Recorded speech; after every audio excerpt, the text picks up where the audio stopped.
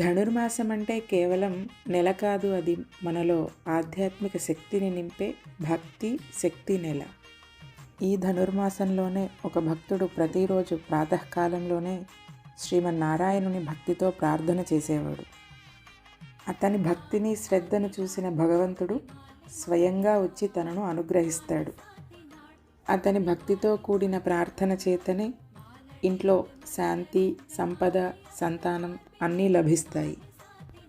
అలా ధనుర్మాసంలో పెద్ద కృషి చేయనవసరం లేకుండా కేవలం ప్రార్థన చేత స్వామి అనుగ్రహాన్ని పొందవచ్చు.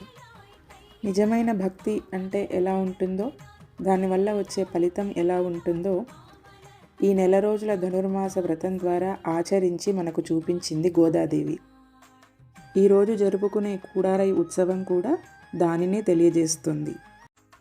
ఈరోజు స్వామికి అర్పించే ఈ కూడారై పాయసం వంట కాదు, ఒక దైవిక శక్తిని మనలో నింపే పరికరం లాంటిది.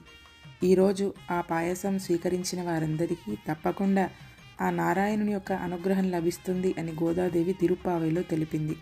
అందరం తప్పకుండా ఈరోజు కూడారై పాయసాన్ని స్వీకరించి గోదా రంగనాథుల యొక్క అనుగ్రహానికి పాత్రులం అవుదాం.